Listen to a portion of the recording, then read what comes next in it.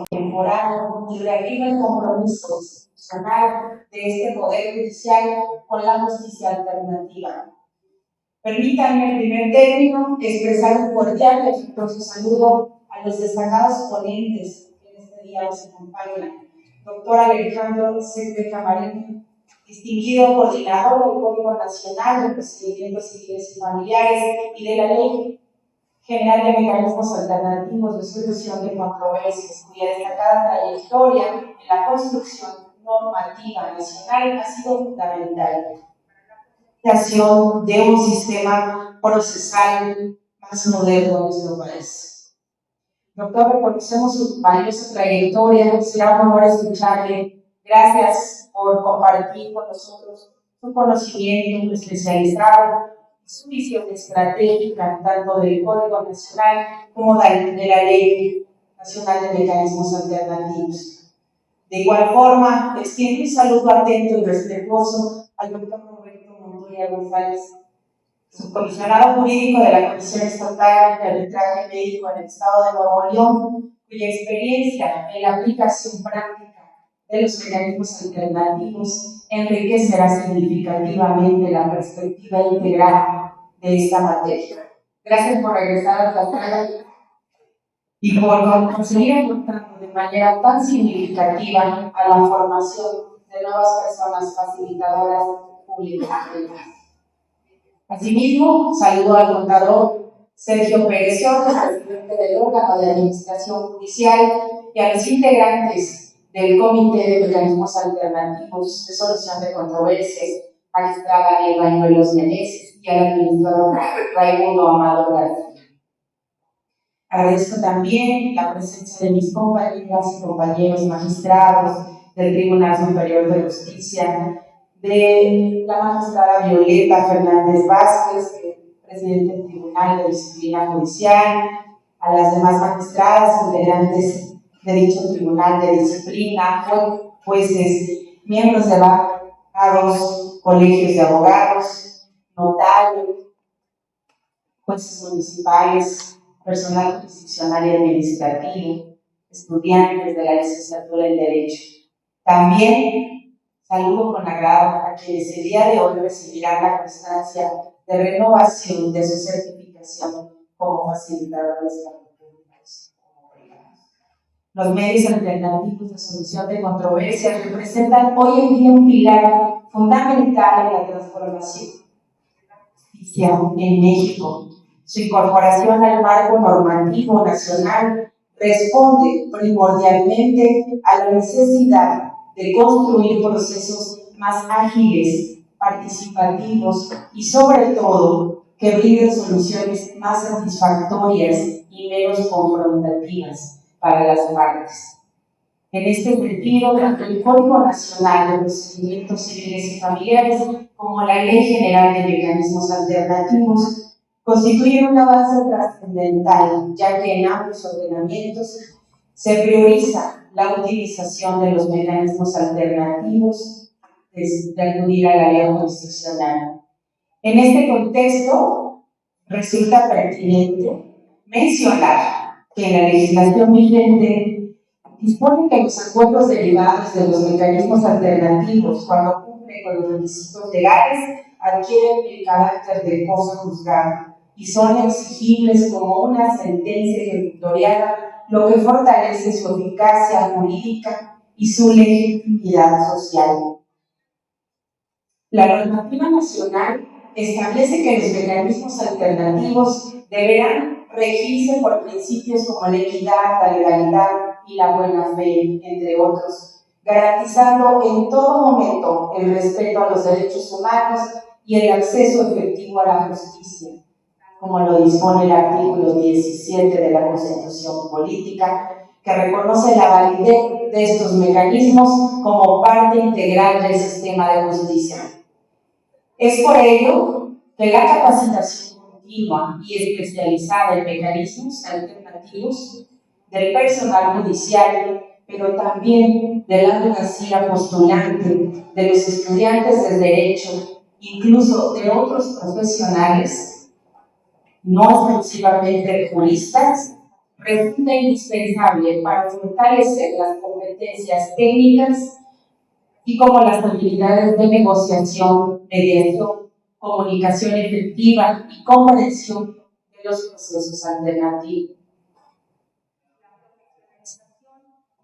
Esta materia no debe concebirse como un complemento, sino como un eje transversal en la impartición de justicia.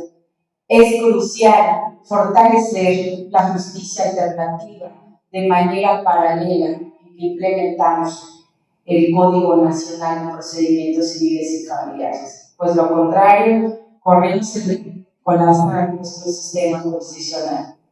Por ello, me permito felicitar a quienes el día de hoy recibirán la constante renovación de su certificación como facilitadores públicos o privados por haber cumplido con los requisitos que marca la ley. Esto habla del gran compromiso que tienen con su desempeño. Los invito a seguir trabajando con un alto sentido humano en beneficio de los justiciables y a continuar abonando a la cultura de paz en nuestro Estado para evitar que los conflictos lleguen a judicializarse. Por el contrario, que puedan concluirse de manera más amigable, de forma más cooperativa, basada en el diálogo y en el entendimiento. Les pido un aplauso para aquellos que hoy obtienen la renovación de su certificación. Muchas felicidades.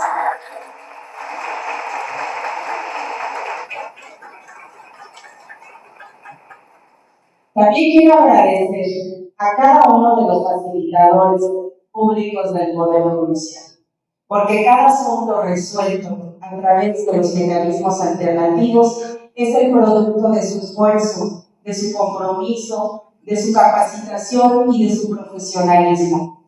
Tengan presente que ustedes son agentes de cambio para la sociedad a través de un enfoque diferente para resolver los conflictos de manera pacífica.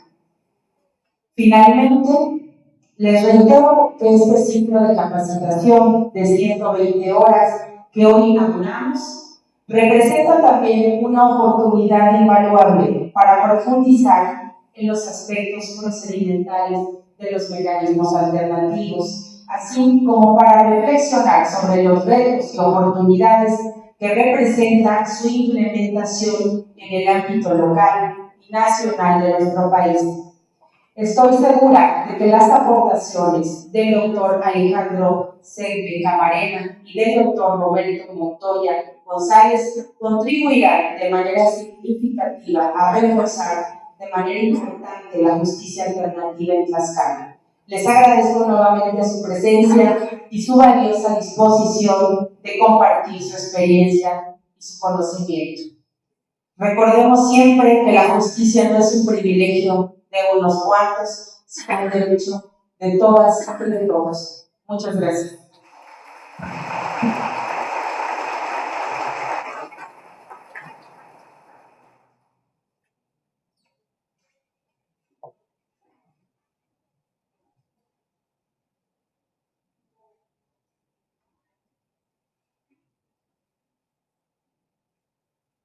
A continuación, le cedemos el uso de la voz al presidente del órgano de administración judicial, contador público Sergio Pérez Giotti.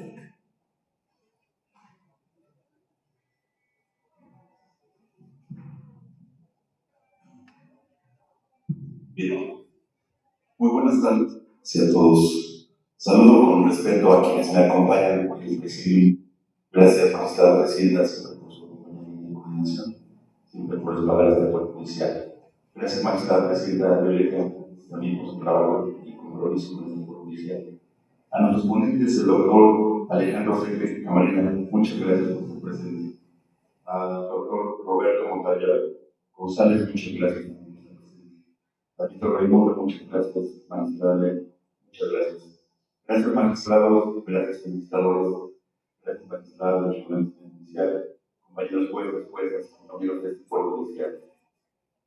Es un honor para mí dirigir este mensaje a los que la conferencia magistral de los procedimientos y procesos de los mecanismos alternativos de solución de controversias, la cual tenemos el gran honor de escuchar a través del doctor Alejandro Secre Mario, coordinador del Código Nacional de Procedimientos Civiles y Familiares y de la Ley General de Mecanismos Alternativos de Solución de Controversias. Asimismo, nos acompaña el doctor Roberto Montoya González, subcomisionado jurídico de la Comisión Estatal de Arbitraje Médico.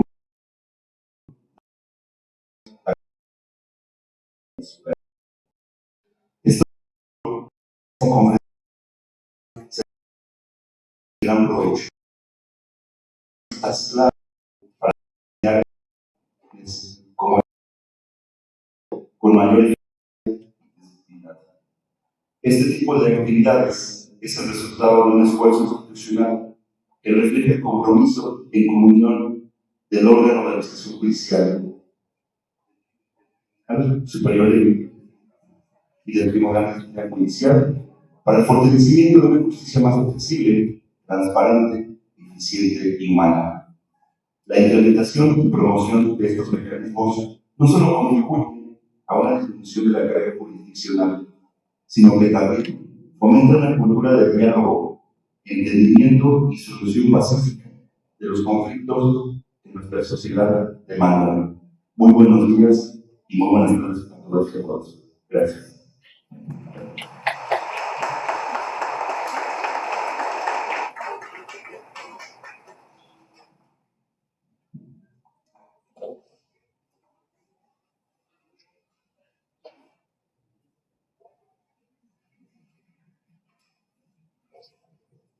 En estos momentos, la presidenta del Poder Judicial del Estado de Tlaxcala llevará a cabo el acto de inauguración del inicio de actividades de la capacitación en medios alternativos de solución de controversias, por lo que le pedimos respetuosamente a todos los presentes sean tan amables por ponerse de pie.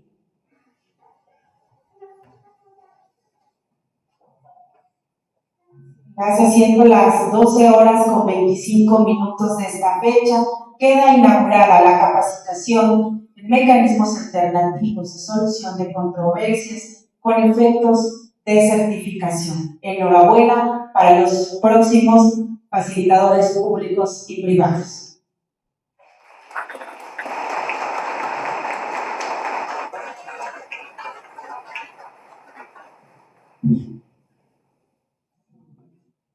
A continuación, le pedimos respetuosamente a los integrantes del Presidium sean tan amables de ocupar sus lugares para dar inicio con esta conferencia magistral, por favor.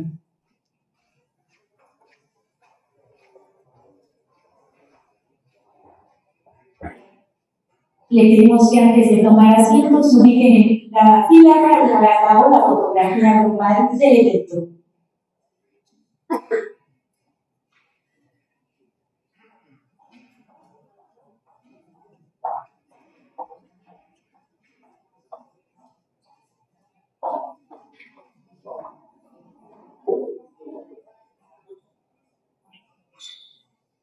Le pedimos al público que nos acompaña sea tan amable de ponerse de pie, por favor.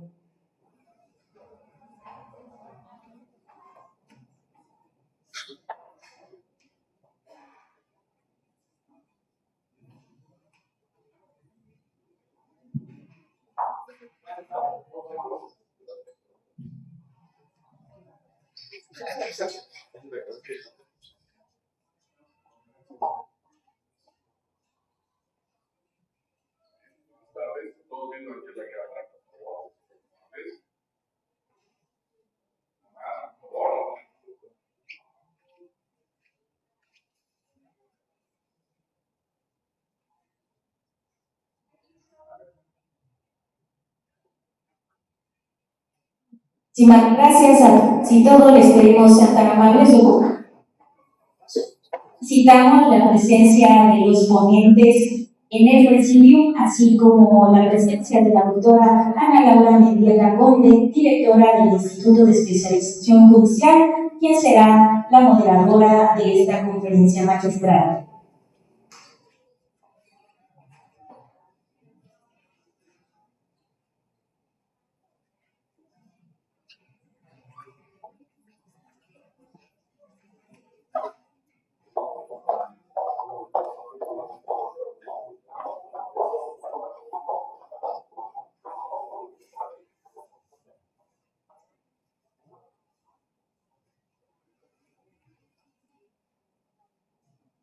Buenos días a todas y a todos. Magistrada Juana Margarita Amador Ponce, presidenta del Tribunal Superior de Justicia y presidenta del Comité de Certificación. Licenciado Sergio Pérez Giorgi, presidente del órgano de administración judicial e integrante del Comité de Certificación. Magistradas y magistrados, administradoras y administradores, invitados especiales, juezas y jueces, servidores públicos jurisdiccionales y administrativos del Poder Judicial, notarias y notarios del Estado de Tlaxcala, jueces municipales, barra de abogados, personas facilitadoras públicas y privadas que hoy renuevan su certificación, público en general. Los mecanismos alternativos de solución de controversias han demostrado ser eficaces a nivel internacional. En Estados Unidos, la representación de ellos oscila entre el 80%. En el caso de Canadá, entre el 40 y el 60% de los procedimientos y conflictos terminan en convenio. En España, que ha tenido un inicio, tienen una representación entre el 30 y 50%. En el caso de Latinoamérica, la representación es cercana al 50% en países como Colombia y Perú. En el caso específico de Argentina, tiene una representación cercana al 60%, pues es uno de los países que han motivado en mayor medida los mecanismos alternativos de solución de controversias. Esto nos demuestra que estos mecanismos no son solo una alternativa, también constituyen un elemento indispensable de la justicia contemporánea. En este momento, al tener dos ponentes, establezco claramente la dinámica. Se le dará la voz primero al doctor Alejandro Segbe y posteriormente al doctor Montoya, con un tiempo ya determinado. Posteriormente se realizarán algunas preguntas detonadoras y se le dará la voz al público por si tiene alguna pregunta. Sin más preámbulo, procedo a leer la sentencia del doctor Alejandro Segbe Camarero. Él es licenciado en Derecho por la Universidad Iberoamericana con titulación por excelencia académica. Máster en Derecho de las Telecomunicaciones y Nuevas Tecnologías por la Universidad Francisco Anáhuac del Sur y facilitador privado certificado en mecanismos alternativos de solución de controversias. En el ámbito público y privado se ha desempeñado como secretario técnico de la Primera Comisión de Trabajo, Gobernación, Puntos Constitucionales y de Justicia, de la Comisión Permanente del Congreso de la Unión, secretario técnico de la Comisión de Justicia del Senado de la República, coordinador del Grupo Técnico Revisor del Código Nacional de Procedimientos Civiles y Familiares, coordinador del Grupo de Trabajo en materia de mecanismos alternativos de solución de controversias, asesor legislativo en la Comisión de Justicia, asesor de la Presidencia del Consejo de la Judicatura del Estado de Hidalgo, director de vinculación y seguimiento legislativo, adscrito a la oficina del secretario de Hacienda y Crédito Público y a la Procuraduría Fiscal de la Federación, director general adjunto de vinculación política, director de enlace con diputados y asesor político del secretario de Economía, secretario técnico de la Comisión de Fomento Económico del Senado de la República. Les pido un fuerte aplauso, por favor.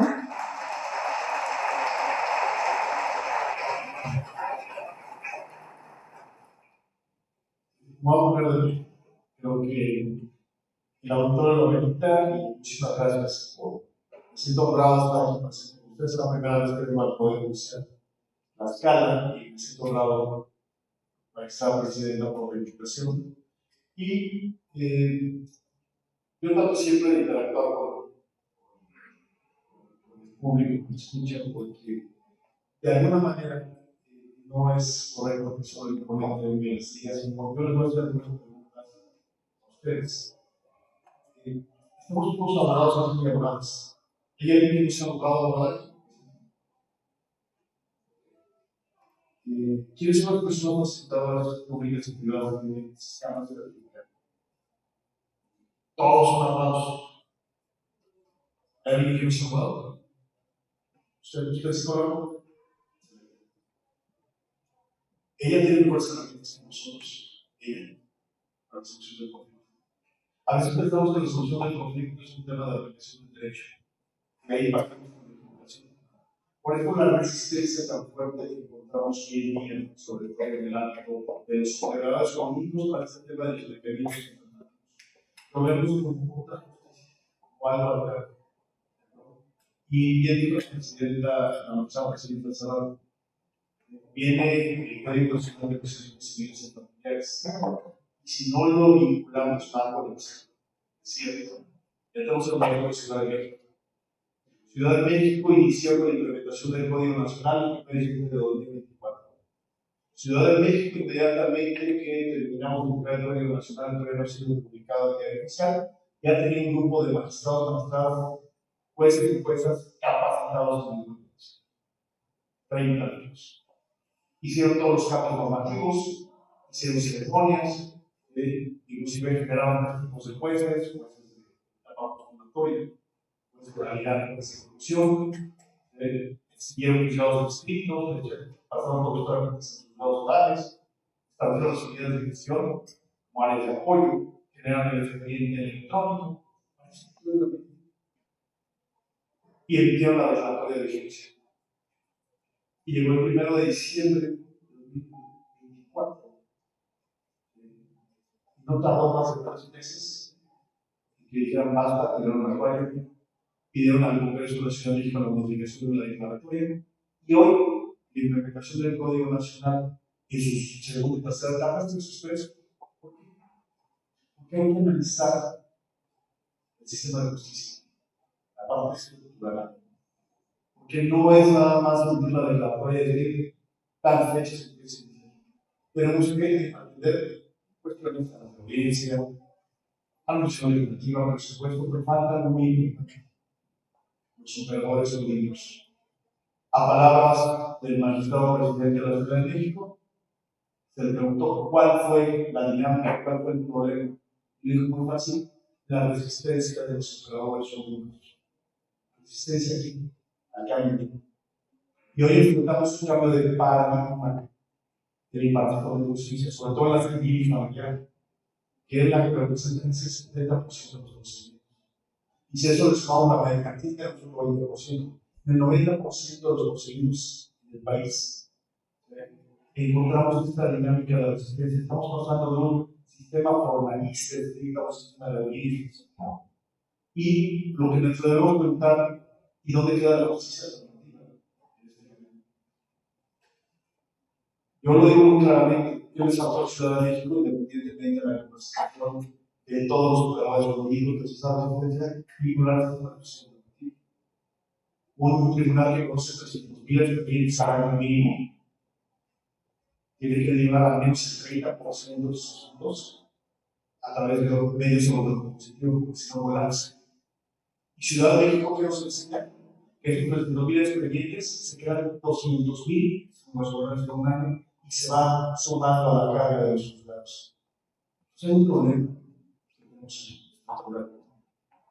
Y ahora que ustedes va a tocar sobre todo incorporar, no creo tardar en 1 o 2 años, que aquí normalmente la escala implemente el Código Nacional, ¿qué vamos a hacer? Y digo que vamos a hacer desde el aparato judicial, desde los operadores jurídicos, desde las barras. Es decir, no podemos seguir con esta judicialización permanente de los asuntos. Tenemos que buscar otras vías, porque la primera pregunta que nos tenemos que hacer: ¿quién es el conflicto? ¿Quién es el dueño del conflicto? La parte básica. ¿Es el Estado? ¿Es el Poder Judicial? ¿Es el abogado que viene al conflicto? Son las partes. Y lo que tiene que hacer el Estado, el Poder Judicial, es poner a disposición de las partes medios adecuados de solución de controversias. Hace rato, la titular de escuelas judiciales de Tlaxcala comentaba el caso español. En España, el año pasado, tuvieron que copiar una ley, se llama Ley Orgánica, diagonal 1, diagonal 2025. ¿Y qué hicieron en España? Obligan a que, antes de admitir una demanda en materia civil mercantil, tengas que necesariamente ir a adoptar un medio adecuado de solución de controversias. Ya utilizan la palabra alternativa, lo llaman adecuado. ¿Y adecuado porque son las partes las que deben escoger el modelo más adecuado para solucionar su conflicto? La mediación no en todos los casos es la solución, puede ser la conciliación, puede ser limitación de oferta puede ser la intervención de entrar un tercero de la consultación. Puede haber tantas formas de solucionar el conflicto. Y eso es lo que está. Cuando ustedes ven el artículo 7 constitucional, podemos solicitar la presentación, por favor, a la computadora, en el cuarto de cabina, ahí atrás. Están escuchando los de cabina. Vamos a escuchar los de cabina. Hay una presentación que podemos publicar y de alguna manera resumir. A ver, el artículo 7 constitucional es la base del sistema de justicia. Y nos da los elementos para el derecho humano y la acceso a la justicia. Entonces, tenemos por ahí la obligación del Estado de impartir justicia a través de tribunales que deben de cumplir con los plazos determinados que dijeron leyes de manera pronta, completa y imparcial.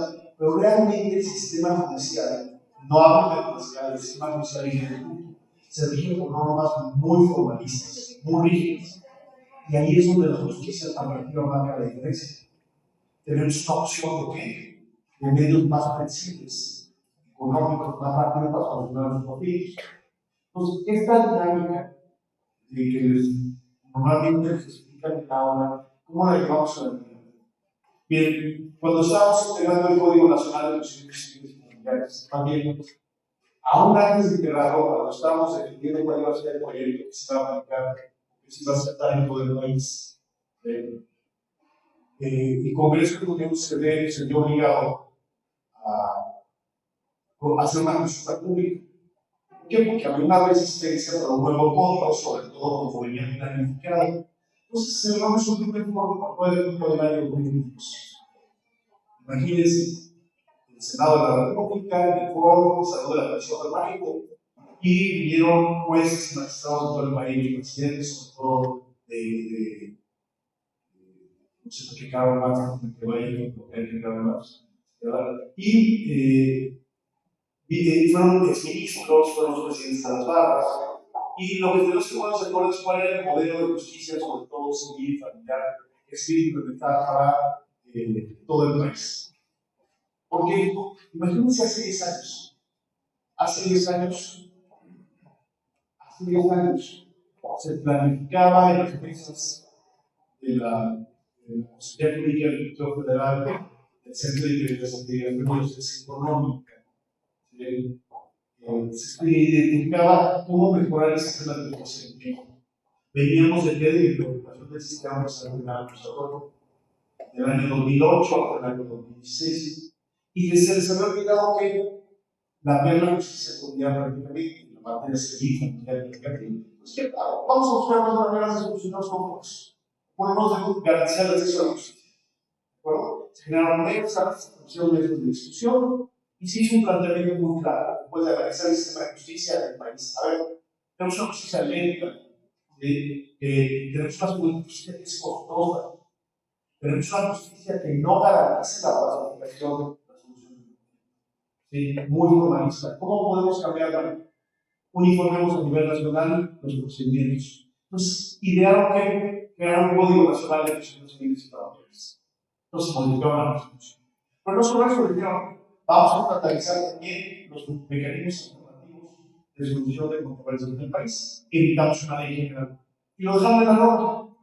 Lo dejamos como una obligación. Y pasaron los años y no había ni una ley, un código de una ley general. Y cada actividad federativa con sus propias normas procesales, sus propias reglas, inclusive para tratar los mecanismos alternativos. Entonces, el Congreso tomó la responsabilidad ya después de mucho tiempo, generó el código, pero antes de generar el código, primero se hizo la consultación pública, saber hacia dónde se tenía que ir. Me acuerdo las palabras del ministro Ramón Osil, que señalaba que cualquiera que fuera el contenido de integración del Código Nacional de Procedimientos Civiles y Familiares, una vez que fuera aprobado, publicado, tenía que emparejarse con la Ley General de Mecanismos Alternativos de Solución de Conflictos. Eso nos quedó muy claro a quienes estamos en presencia. Cuando llega la ministra de Sánchez Cordero a la Comisión de Justicia a recibirme, viendo la Secretaría de Gobernación, lo primero que me pregunta es, Alejandro, ¿qué tenemos que implementar? Obviamente el Código Nacional, pero le dije, al final del Código Nacional tenemos que trabajar la ley. Perfecto. Estamos vinculando dos paradigmas de acceso a la justicia. Trabajamos el Código Nacional. Dentro del Código Nacional hicimos un sector muy fuerte de mediadores públicos, sobre todo en países que querían establecer que la mediación prejudicial. ¿Saben qué es la mediación prejudicial? No perjudicial, prejudicial. ¿Alguien que me... Entonces, imagínense que yo vengo aquí a Ciudad Judicial e inmediatamente al presentar una demanda me acuerda el secretario, juez, y me señala en el acuerdo que no me puede admitir la demanda ni civil ni familiar porque tengo que acudir al Centro Estatal de Justicia Alternativa Fiscal. ¿Está vinculado? No sé. No. Sí. Y nos dice, no puedo admitirlo porque usted tiene que ir con él, ¿de acuerdo? A tener una sesión informativa. Y si usted no regresa con la certificación de que asistió, yo no le voy a admitir la demanda. Es una mediación de justicia. Cuando estuvimos en la mesa de trabajo, todos éramos abogados. Y cuando nos pusieron esto en la mesa, dijimos, no. Nos tocó la mentalidad de abogado. Es decir, salimos de la universidad de litigios, nada de eso, no queremos el mecanismo de la Constitución. ¿Sí? Pero aparte pusimos un libro de texto. Dijimos, este centro estatal, ¿cuándo me va a dar la fecha para que yo vaya? Al final de cuentas, termino de estudiar, vamos a 1, 2, 3 meses. Nos consideramos, no, es delegatorio de la justicia. Y dijimos, de ninguna manera no entra la mediación prejudicial. ¿Por qué? Porque necesitamos recursos para los tribunales con el Código Nacional. Y si nosotros generamos esta obligación, le generamos un problema a él, al centro estatal, y generamos un problema a todos los abogados del país. En el punto, entonces dijimos, no vamos a establecer la mediación prejudicial, pero vamos a establecer que el principio de colaboración. Y se incorpora en el Código Nacional. Y el principio de colaboración, entonces, son las partes las que se deben. El juez debe facilitar que las partes solucionen sus conflictos a través de acuerdos conciliatorios. Es un derecho de las partes en juicio. En cualquier momento, solicitar la solución del conflicto por otras vías y no necesariamente a través de una resolución judicial. Es una obligación del juez. Estuvimos hablando del Código Nacional, buscando dónde se podía mediar, conciliar, y se estableció una etapa obligatoria de mediación en la audiencia preliminar. Es decir, la primera audiencia que contacto con el juez. Ahí el juez sale una audiencia, pero la primera pregunta que tenemos que hacer, cuando llegue la implementación del Código Nacional aquí a Tlaxcala, tenemos certificados a los jueces en el proceso. Levanta la mano, si tenemos jueces, están certificados en mecanismos informativos. No los conozco, no los conozco. Pero ¿qué vamos a hacer en esta etapa de mediación? La vamos a abrir, vamos a preguntar a las partes que quieren llegar a un acuerdo, si no, la vamos a cerrar y continuamos con el procedimiento. ¿Y por qué no adoptamos modelos que se están aplicando en el país? Por ejemplo, el modelo de Quintana Roo. Quintana Roo no aplica el Código Nacional, pero sí tiene el sistema de audiencia. Y en la audiencia preliminar, lo que hace el juez en Quintana Roo es, se hace un lado, abre la mediación y le dice a la persona facilitada del frente público bajo, aquí en mi sala de oralidad, frente a los padres, poder, bajo el switch, porque el principio de confidencialidad, bajo el switch, y dejo que la persona experta del centro público busque solucionar el conflicto ahí, en la primera etapa. Y eso significa que las partes del conflicto cuenten con un profesional, con información y con la seguridad de que si se soluciona el conflicto se acabó la primera instancia, se acabó la segunda instancia, no hay amparo, no hay nada. Ya no hay gasto de abogados de litigio. Pero si esa información se les comunica, las partes no saben cómo pueden funcionar su conflicto. Yo lo pongo, por ejemplo, porque el Código Nacional va a obligar, ya tenemos oralidad aquí, fuera de la mercantil, la laboral y la penal, tenemos oralidad de civil familiar. ¿No? Y imagínense, el día que el Código Nacional, el juez tiene que estar siempre en las audiencias. El juez ya no va a ser dueño de su agenda, va a llegar directamente al juzgado y lo primero es cuántas audiencias tengo agendadas, cuántos militares se dan de juicio. Eso significa que de los 9 casos, déjalo, diario. Y eso es un importante expediente infeccioso. Si nosotros no habilitamos dentro del Poder Judicial vías más flexibles para las partes, se nos van a aplicar a nosotros el ejercicio público. Vamos, en lugar de tomar momentos de los casos breves, vamos a implantar realmente la justicia. Entonces, ¿qué tenemos que vincular a la selección de la justicia alternativa de nuestro trabajo? ¿Qué impacta el Poder Judicial? Pero es una dinámica del proceso dentro del Código Nacional. Fíjense lo importante del Código Nacional. Aún y cuando no está en la mediación judicial, ¿qué hicimos? Reconocer que los convenios de mediación, conciliación, los de transacción, los de transacción, tengan efectos de cosa juzgada y por tanto no tengan una comunicación judicial y tienen acceso directo a la vía de la ley. Y eso es tema constante a nivel nacional. Los jueces y las cosas tienen que revisar los papeles que no derivan de un procedimiento judicial. ¿Quieren homologarlos, quieren aprobarlos? No. El Código Nacional ya no establece ese paradigma. El Código Nacional se vincula con la Ley General de Delitos Alternativos y basta con que ese convenio haya sido suscrito por las partes y en su caso la persona facilitadora certificada. Ese convenio se entiende, hay 10 días. El facilitador tiene 10 días para elevarlo a la autoridad. Y el centro estatal tiene un mes para prevenir, para revisar. Y si en 30 días no lo revisan, se entiende el escrito y con el efecto de los. Cuando en esta dinámica del Código Nacional, terminamos el Código Nacional y bueno, vamos a generar una ley general de mecanismos alternativos. Pero ¿cuál ley? Cuando en el año 2018, me tocó, cuando estaba en economía, en la Dirección de Vinculación Política, me tocó impulsar un proyecto, una ley general de mecanismos alternativos de controversias, que se había trabajado junto con la Consejería Jurídica de Directiva. Y se aprobó la Cámara de Diputados, pero no se aprobó en el Senado, se quedó congelada. También cuando llegó la Comisión de Justicia, así es. Yo ya no tengo interés en aprobarla, yo la voy a decir algo que me recuerda, que tiene 6, 7 años.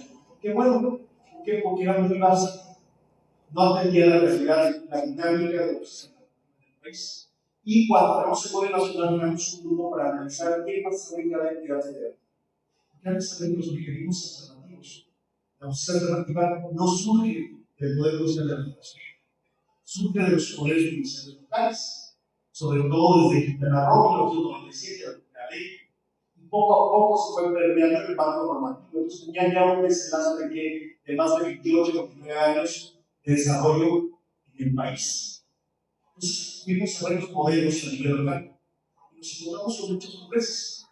Nos encontramos que había poderes judiciales que tenían mucho impulso en la justicia alternativa y otros que la justicia alternativa lo tomaban de una mera oficina administrativa de la.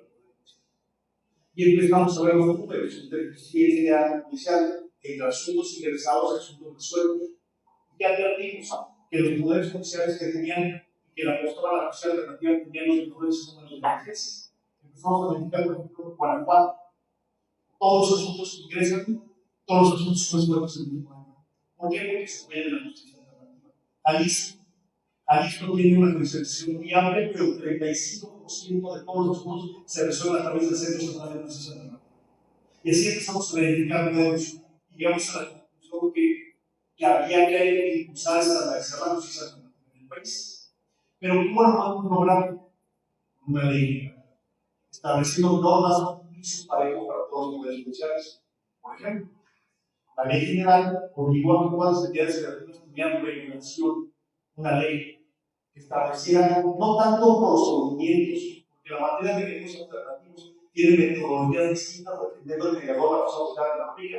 No hay un método de solución para solucionar el conflicto. Esa es tarea del mediador, que es establecer básicos, principios, funciones de los centros, derechos de las partes, derechos de las personas facilitadoras, ¿sí? Obligación, efectos del convenio. Entonces, como dijimos, la ley general se obligó a la definición de una norma.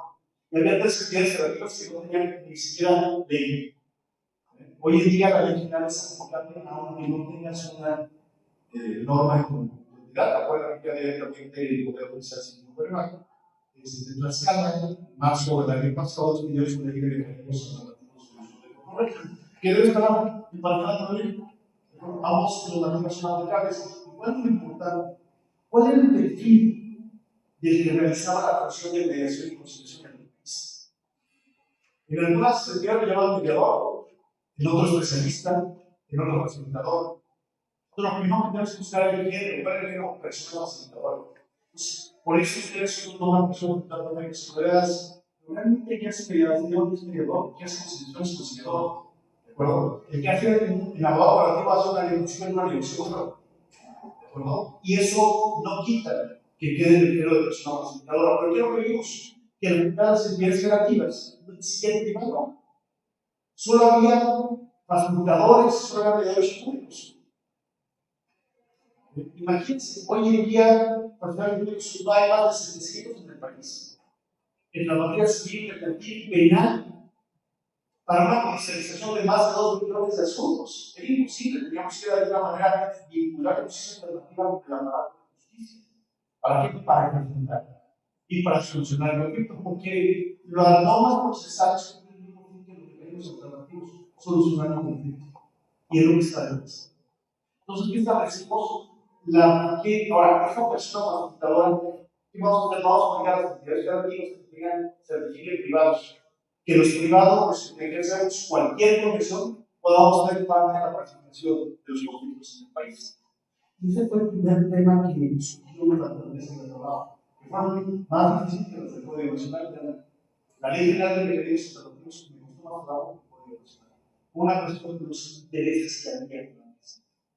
El mediador privado que busca, como cualquier profesionista, la retribución de su trabajo. Pero el facilitador público no puede estar en ese sentido. Entonces, cuando en la mesa de trabajo se ha tratado el tema, por ejemplo, cuáles deberían ser los efectos del convenio, querían los mediadores privados que, con su sola firma, el convenio ya tuviera efectos. Son los mismos efectos de una sentencia, una resolución que cumple 2 instancias y una vía de revisión constitucional con los hechos históricos. ¿Cómo le vamos a dar al mediador directamente? Y nos dirían sí, porque los buscamos certificados. Y estudiamos derecho. Estudiamos derecho, conocemos la ley y es cosa juzgada, no. Teníamos que entender un principio. Cuando nos vamos a la Constitución, dice, yo no digo que cumple, ¿no? Así como perfecto. Cuando fuimos a la Constitución, el tercer párrafo del artículo primero constitucional nos dice que las autoridades de cualquier ámbito de gobierno tienen la obligación de que garantizar la pueden respetar derechos humanos.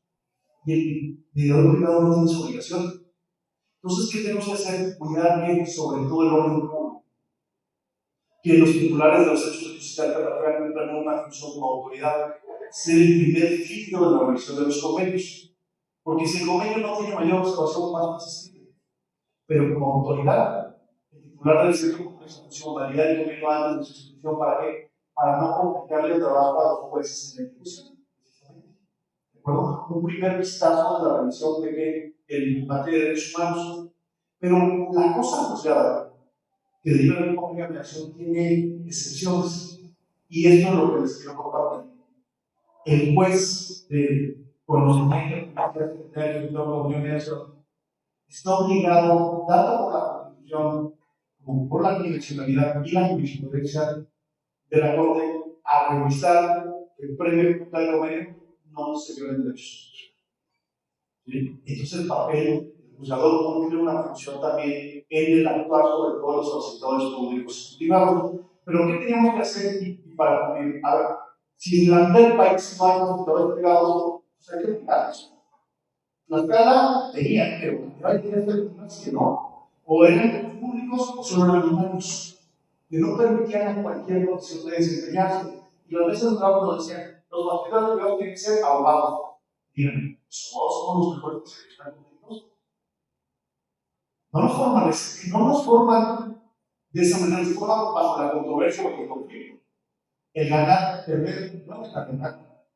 La universidad nos forma como gestores del conflicto, y eso es donde tenemos que de alguna manera evaluar, guiar nuestra formación.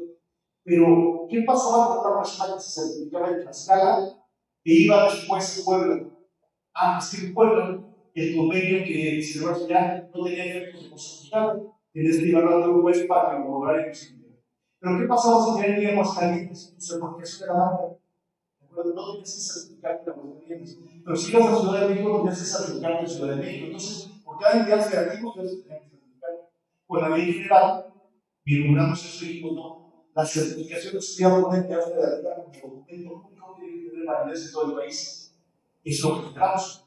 Que si la certificación que hoy está dando los ustedes les permite llevar mediación de constitución en cualquier entidad federativa, única, requisito y inscribir su certificación en el Poder Judicial correspondiente. Y si no, amparo, artículo 34 de la ley. Así es fácil. Segundo, encontramos que las certificaciones se entregan a discreción por un marco muy pequeño. Era de un año para los clientes, era de 3 años en la Ciudad de México, era de 2 años en la entidad federativa, ni siquiera decía en ley. Y Estado de México la daba a 5 años. Entonces tomamos el mejor modelo y hicimos que en todo el país las certificaciones se otorguen por 5 años, pero no, pero usted no otorga por 5 años, porque no puede morir. 5 años, porque es un ejercicio profesional. Pero no solo eso, ¿qué pasa si a los 5 años, como lo que están haciendo ustedes ahorita, Tlaxcala no llega directo a la convocatoria para certificarse? ¿Por qué? Porque están ocupados, están en el proceso judicial, están implementando el Código Nacional, están ocupados. ¿Qué pasa con mi ejercicio profesional? Tutelado por el artículo constitucional. Yo no puedo seguir desempeñándose simplemente porque tengo vigencia. Es una ley general que hicimos. Si el Poder Judicial correspondiente no emite los actos por pedir para certificar, aun y cuando haya decidido del papel tu certificación sigue vigente, hasta el tanto pongan a disposición la certificación. Y eso es progresividad de derechos. ¿No? Entonces, empezamos a establecer un marco muy progresivo en la ley general que se bajó a la ley de permitir que cada vez más importante. Cuando fuimos a Jalisco, resulta que en Jalisco, la ley general, fuimos a ver que hacían ya certificados médicos, psicólogos, psiquiatras, ingenieros, lo que es muy pocas entidades federativas del país. Y no podíamos ir para atrás, no podíamos dejar de funcionar los abogados. Entonces, la ley general es lo que si tú quieres ser una persona pública o privada, bueno, la pública puede tener requisitos académicos, sobre todo son abogados. Pero si quieres ser una persona privada, tienes que hacer y usted dirá, ¿por qué? Porque la capacitación que va a dar la escuela judicial, el comité de certificación va a evaluar esos conocimientos. Yo siempre les he dicho, los corredores inmobiliarios que no son abogados, redactan mejor contenidos que nosotros. ¿De acuerdo? Entonces, es un tema de preparación. Y lo que se volvió con esta ley general de lineamientos estratégicos en el país, porque se creó un Consejo Nacional de Mecanismos Alternativos, y es que la justicia alternativa se trata de aplicar igual desde Tijuana hasta Chiapas. Y hoy en día usted tiene la oportunidad de ser parte del sistema de justicia. Entonces, yo voy a estar abierto con las preguntas. Créanme, yo les puse esto en pantalla. En pantalla es esta división que tenemos entre la justicia alternativa y la justicia formal, como si fuera una dicotomía, como si fueran intereses contrapuestos, ¿no? Ambas son parte del derecho humano de acceso a la justicia. Ya se explicó. Son parte del derecho humano de acceso a la justicia. Y estas dos normativas, la ley general de mecanismos y el Código Nacional, lo que buscan garantizar que es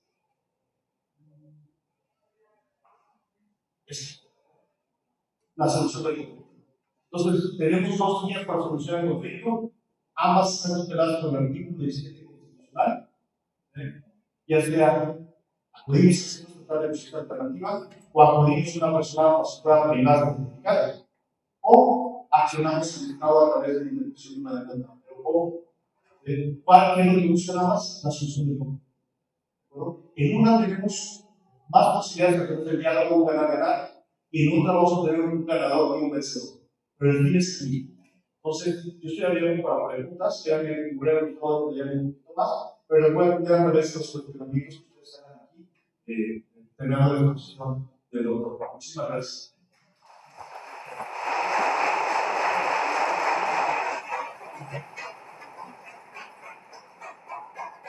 Agradecemos al doctor Sergio y leo brevemente la semblanza del doctor Roberto Montoya.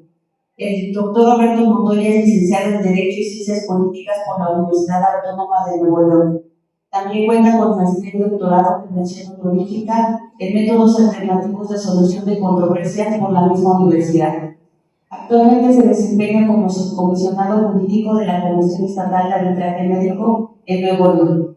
Se desempeñó como director del Centro de Mecanismos Alternativos para la Solución de Conflictos del Poder Judicial de Tamaulipas en el periodo de 2009 a 2020.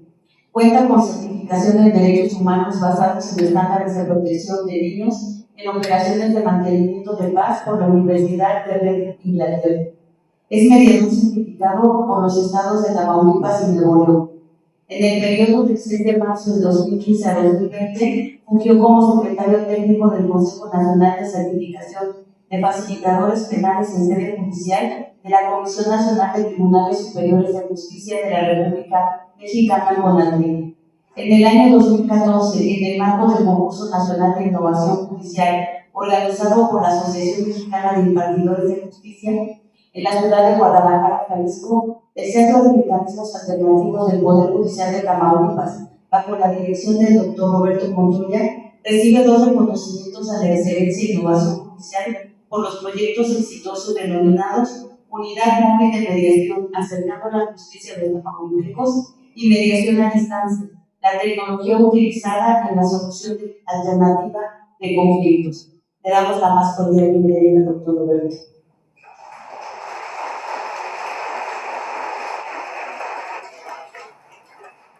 Bueno, primero que nada, quiero dar esta oportunidad de agradecer a la Estrada Presidenta por la invitación, por la confianza de permitirme estar nuevamente aquí en este bello estado de Tlaxcala. Y bueno, sin más preámbulo, vamos a iniciar. Entonces, comentaba ahorita el doctor Alejandro toda esta revolución que estamos viviendo en nuestro sistema de justicia, que no es propia de estos tiempos, ya tienen sus amigos. Recordarán ustedes que aquella reforma del 2017, en el 2008, que cuando inicia esta reforma, pues muchos abogados, sobre todo del foro litigante, pues empezaban a sentir cierta amenaza con la profesión. Y mencionaba inclusive hace ratito en una entrevista de radio que muchos tenían inclusive esperanza de regresar al sistema anterior. Entonces, yo creo que nuestra sociedad está en constante evolución, estamos evolucionando constantemente. Por ende, todos esos conflictos que se suscitan dentro de nuestra sociedad, pues también tienen que ir evolucionando. Tal vez ahorita tenemos algunos conflictos que no teníamos hace 10, hace 20 años. En ese sentido, las instituciones encargadas de procurar, administrar y impartir justicia, pues tienen que ir a la par también de esa evolución, estar preparados para poder atender, gestionar de manera adecuada este tipo de conflictos. Toda esta evolución de la que estamos hablando, pues ya lo hemos estado presenciando desde la unificación de nuestra legislación. Ya recordarán ustedes el Código Nacional de Procedimientos Penales, la Ley Nacional de Derecho Penal, la Ley Nacional de Mecanismos de Controversia en Materia Penal. Entonces son las tendencias a esa unificación que viene a limitar la pluralidad de muchísimas tecnicismos, vocablos, etcétera, entre muchos otros beneficios. Dentro también de esta evolución de la que hemos estado hablando, está también la tendencia de la oralidad. No solamente hablando de materia penal, sino que se ha extendido a otras ramas y ciencias del derecho. Pero también dentro de esta tendencia, de esta oralidad, pues nos hemos dado cuenta, y lo mencionaba también la magistrada presente en su discurso, que pues, de no existir esta solución interna, se puede correr el riesgo también de volver al colapso de nuestro sistema. Entonces, tiene también la necesidad de poder eficientar, incrementar la eficiencia, no solamente la eficiencia, sino también la eficacia de la implantación de procuración de justicia. Hace algunos años, por ahí, el año 2003, recuerdo que el CIDE, el Centro de Investigación de Justicia Económica, echa a andar a través, por encargo de su Corte de Consideración, una consulta nacional. Esta consulta nacional que se convierte en el libro blanco de la reforma judicial. Algunos de ustedes ya lo han de haber echado ahí un ojo. Pues esta consulta nacional que tardó 3 años, inició en 2003, se concluyó en 2006, y donde se toman en cuenta toda la experiencia, no solamente de operadores dentro del sistema, sino que también se toman en cuenta opiniones de académicos, investigadores, de sociedad en general. ¿Y cuál fue el resultado de esta consulta nacional, que por cierto se convierte en el libro blanco de la reforma judicial? Pues lo que ya todos sabemos, de la existencia de una crisis en nuestro sistema de justicia. ¿Y a qué se refería la crisis? Que no solamente era muy tangible el tema del rezago dentro de los tribunales, sino el difícil acceso que tenía la sociedad, las personas del justiciable, para poder acceder al aparato de justicia y poder solucionar sus conflictos. Entonces, dice este libro blanco de la reforma judicial, dice que los mecanismos alternativos no deben ser vistos como medios para incrementar la eficiencia y eficacia del sistema de impartición de justicia, sino que deben ser vistos como medios para incrementar, ampliar y facilitar el acceso a la justicia. Entonces, es cuando empieza toda esta revolución, esta evolución también del sistema de justicia, y en el año 2017, los mecanismos alternativos toman mucho más protagonismo, mucho más relevancia. Los mecanismos alternativos de una u otra manera han existido desde hace muchísimos años. En la Constitución de 1824 ya se establecía la conciliación como una etapa previa a la tramitación del juicio. Ahorita lo comentaba el doctor Alejandro, que bueno, hoy en día muchos facilitadores públicos pues pedían que fuera un requisito de posibilidad. Y tomando ejemplo, por ejemplo, de un país como Chile, que se estableció también la mediación como etapa previa para poder tramitar o iniciar el juicio. ¿Cuál fue la experiencia? Fue una experiencia negativa totalmente. ¿Por qué? Porque decían, no estábamos preparados para poder defender todo un gran número de asuntos. Entonces ellos empezaron a instalar un sistema licitado a través de mediadores privados. Entonces fue como así se empezó a echar mano de estos mediadores privados. Entonces, en nuestro país, pues viene de cierta manera a incrementar también la eficiencia y eficacia del sistema de impartición de justicia, pero esto es consecuencia de poder implementarlo o viendo el primer objetivo de facilitar el acceso a la justicia. Cuando yo me decía la vez pasada, bueno, pero ¿cómo puedo saber qué método o qué forma es la más eficiente o la más eficaz para resolver el conflicto? Yo decía, bueno, Ahorita hay abogados gigantes aquí. Yo siempre lo digo, siempre lo podemos visualizar, porque siempre hay 3 preguntas básicas que todo cliente les va a hacer a un abogado. Después de que vayas a su abogado, le dices, licenciado, tengo este problema, necesito que me ayude. Ya le dice el abogado, bueno, lo que podemos hacer es esto. Y luego sobre las 3 preguntas obligadas. La primera cosa sería, ¿cuánto me va a costar eso? La segunda, oye, ¿cuánto se va a tardar?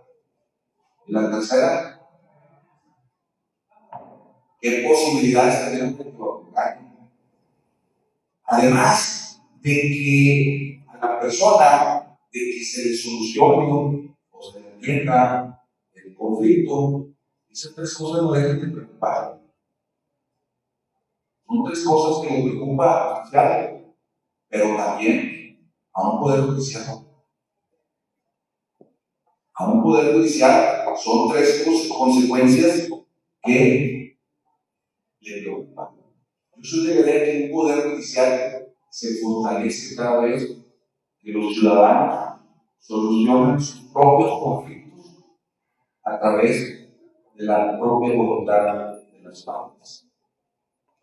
Por ahí dicen que no hay justicia más pura que la.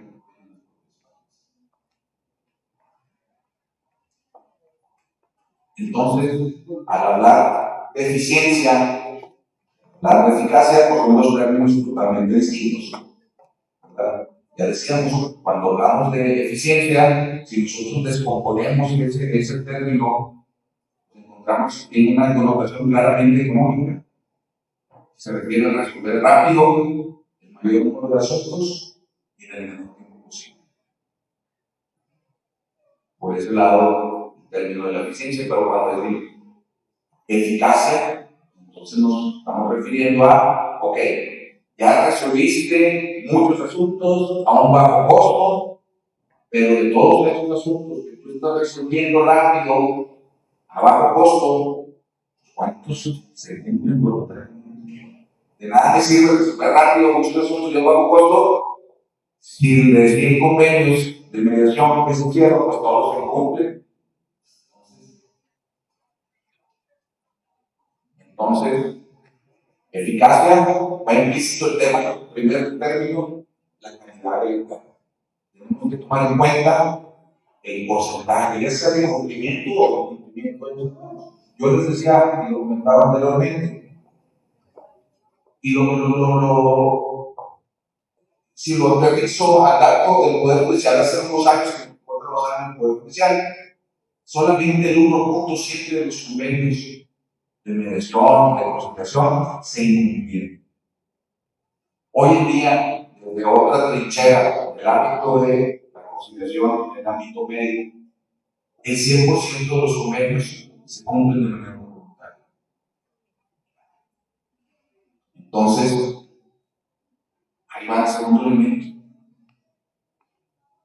Es la solución, el método que yo estoy utilizando para resolver ese conflicto, resuelve de raíz el conflicto. Porque una cosa es, si nos vamos, nos visualizamos del lado del ámbito jurisdiccional, ustedes creen que con dictar una sentencia se soluciona el conflicto. Decía un gran amigo y magistrado, dice, a raíz de que yo conocí los métodos alternos, empecé a sentir que tenía una deuda histórica con todas aquellas personas que yo inglés. Porque me daba cuenta que lo que yo hacía era resolver la situación política. Pero el conflicto no se resolvía de raíz. Entonces, el segundo elemento de eficacia, podemos decir que es, tenemos que ver y sobre todo, tomando en cuenta el artículo 17, párrafo 3, en materia de resolución de fondo del conflicto. Segundo elemento, tenemos que visualizar si el método que estamos utilizando resuelve de raíz el conflicto. Lo que nos va a traer tener acuerdos viables, duraderos. Eso es lo que se busca a través de un convenio de mediación, que los acuerdos, que la solución perdure a través del tiempo. De nada me sirve firmar un convenio emanado del proceso de mediación si va a pasar un mes o 2 meses y se va a incumplir. El tercer elemento de la eficacia va mucho más allá del índice de cumplimiento y de resolver de raíz el conflicto, sino que se debe de tomar en cuenta la percepción que tiene la sociedad en torno al método que estamos utilizando. Es decir, cómo percibe la sociedad la forma que tú proporcionas para resolver un conflicto. Siempre me gusta explicarlo a través de una vivencia que tuve hace muchísimos años, recién egresado de la carrera de Derecho. Entro a trabajar a un despacho y me invita nuevos abogados, vente, Roberto, acompáñenme, vamos a ir a sacar a la señora de su casa a desalojarla. Fui todo emocionado y cuando llego, pues ya estaba ahí las patrullas, la policía y los vecinos todos fuera de sus casas. Y en eso, pues ya me tocaron la puerta, sale la señora, una señora que yo le calculo entonces que tendría 95 años. Y sale con un tanquecito de oxígeno con sus materiales.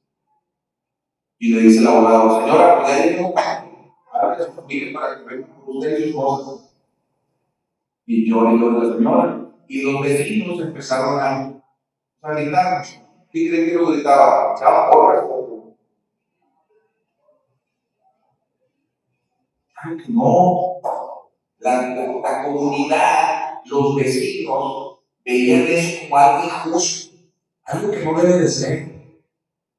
Nosotros teníamos la razón, sí, porque se resolvió conforme a la aplicación estricta del derecho, una sentencia firme, pero ¿cómo lo percibía la sociedad? Como algo injusto, algo que no debe de ser, algo que se pudo haber evitado. Y que a veces los mismos abogados, ya que decimos con todas las leyes, nos olvidamos de cuál es nuestra esencia. Nuestra esencia debe de ser proporcionadores del derecho. Tenemos que buscarnos ayudar a las personas a resolver sus conflictos y no ser guerreros, gladiadores. Pero nos contratan, no vayas, no atiendas la invitación del centro de Alternativo. Por eso celebro la figura del abogado colaborativo. ¿Qué pasa hoy en día con las aseguradoras? No vamos a pagar nada si quieres una prueba. Se convierte en un obstáculo. Qué formidable fuera que todas las figuras jurídicas de empresas, que son los que atienden los conflictos de las empresas, que tuvieran esta certificación como abogados colaborativos, para que, lejos de poder estar obstaculizando la solución de los conflictos, se convirtieran parte de la solución. Yo creo que esta nueva ley general realmente es de celebrar, como cada vez que se pone en marcha un congreso, un diplomado, un proceso de certificación de facilitadores. Yo siempre lo he dicho, para mí, que me apasiona esta materia, siempre que me doy cuenta de que algo se hace de la publicación de un libro, de un artículo, se hace el que tiene mayor experiencia o que apenas va iniciando, para mí es un día de fiesta. Y siempre lo he dicho, para todos los que se honran de ser abogados, litigantes, jueces, magistrados, ministerios públicos, Yo creo que todos los que nos hablamos por profesar esa profesión, no tenemos que olvidar eso, que debemos de ser proporcionadores del país. Y todos tenemos una responsabilidad en torno a los métodos enfermos. Porque siempre lo digo, y muchos abogados, muchos jueces me dicen, sí, no, soy el otro. Sí lo conozco, sí sé. No basta con conocerlos. Hay que utilizarlos y hay que difundirlos. Esta ley general trae muchas grandes ventajas que permiten maximizar la utilidad de los mecanismos alternativos. Lo extienden a otras ramas, materia escolar, materia indígena, materia comunitaria. Algo que me da mucho gusto también el tema de la justicia restaurativa. Es el método que a mí me apasiona más. Y que lo hayan colocado en materia similar y que puede utilizarse en materia escolar. En la clase que tenían mis alumnos del proceso de certificación, ahí les ponían cómo los niños ya empiezan a participar en procesos de justicia restaurativa para poder resolver asuntos que a lo mejor pudieran parecer insignificantes, como o el hablarle mal a un compañerito, pero ¿saben cuántos de esos conflictos insignificantes han terminado en un delito grave? ¿Por qué? Porque nosotros como adultos no somos capaces de poder enseñar a gestionar adecuadamente los conflictos. Ahorita comentaba también el doctor Alejandro, o sea, nosotros nos forman como abogados de choque, de pelea. Imagínense, Universidad de Harvard, de las mejores universidades del mundo, leyes, derecho. Nos forman para ser abogados anunciadores. Ahí el éxito se mide en que resuelvan los conflictos sin llegar a juicio. Y de ahí nace todo el proyecto de negociación de Harvard, que hoy se convierte en un modelo que influye y que se utiliza en los procesos de mediación, en la formación de los facilitadores. Entonces, son temas que sí se invitan a la reflexión.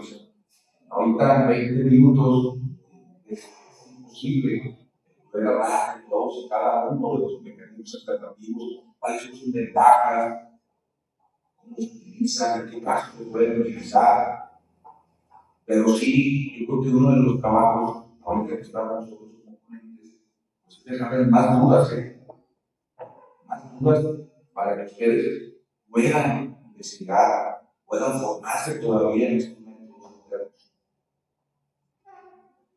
Todos tenemos esa responsabilidad en torno a lo que nos alternativos y sobre todo traen muchos beneficios. Esta ley general no solamente viene a facilitar ya el acceso a la justicia, no solamente viene a poder aligerar la carga de trabajo que padecen los tribunales, también viene algo que casi no se dice, es que viene a incrementar la competitividad de un país. Hoy en día, con toda esta globalización, que vienen empresas internacionales a invertir, pero antes de invertir en el país, ellos hacen todo un estudio de viabilidad para determinar si invierten o no. Hace algunos años, conocen ustedes la empresa cervecera Heineken. Esta empresa cervecera hace algunos años que adquiere la mayoría de las acciones de cervecería Cuauhtémoc en Suma. Deciden invertir en la ciudad de Ñoqui, en Chihuahua, millones de pesos. Y les preguntan que por qué en Chihuahua, por qué deciden invertir en Chihuahua. Sí, bueno, entre muchos factores, uno de los factores es el que a mí me llama la atención. Y decía este empresario directivo, es que en Chihuahua los conflictos laborales se resuelven en menos de 2 meses. Y si nosotros no venimos a invertir aquí, no venimos a perder el tiempo en resolver conflictos y pasar en los tribunales meses y años, nosotros queremos que los conflictos se resuelvan rápido. Entonces, en ese aspecto, Chihuahua fue más competitivo que otros estados de la República. Y a veces no nos ponemos a pensar en la importancia que trae la inversión y lo que influye un sistema de justicia eficiente y eficaz. Hace algunos años, en el 2014, me permití hacer un estudio sobre el costo del conflicto para el Poder Judicial de Tamaulipas. Encontramos que, en promedio, un asunto, desde que se presenta la demanda hasta que se emite una sentencia, le costaba al Poder Judicial en este entonces 16,500 pesos. En promedio. Y en comparación, ¿cuánto le costaba al Poder Judicial resolver un asunto a través del centro de mediación, desde que se firma una solicitud hasta que se llega a un acuerdo o un convenio? Estamos de acuerdo, un convenio de mediación, una sentencia, equivalentes jurisdiccionales. Le costaba al Poder Judicial en ese entonces 5,000 pesos. 5,000 pesos contra 16,500 en costo. En tiempo, en ese entonces se resolvían en 7 días en promedio un asunto a través de mediación. Juicio, meses, años. Entonces, ¿cuál es más eficiente? ¿Cuál es más eficaz? Y viene a responder no solamente una de las principales preocupaciones de un poder judicial, es eso, resolver rápido el mayor número de asuntos en el menor tiempo posible y dar esa tranquilidad al justiciable, que él pueda tener fácil acceso a métodos gratuitos que se van a resolver rápido. Yo todo esto de lo que les estoy hablando, cuando puedo dar una demostración, lo hago visual a través de un silogismo. ¿Recuerdan lo que son los silogismos jurídicos? Bueno, este silogismo es un razonamiento lógico deductivo que se compone de 2 premisas, una premisa mayor, una premisa menor, y al final tenemos una conclusión lógica. Tenemos la premisa mayor, y que decimos que los mecanismos alternativos amplían el acceso a la justicia. Pero si nosotros tenemos un amplio acceso a la justicia, tenemos satisfacción y yo para los mecanismos alternativos, viéndolo como una premisa menor, facilitan el acceso a la justicia. ¿Cuál es la conclusión? A ver, los exalumnos, los mecanismos alternativos promueven la felicidad. Gracias.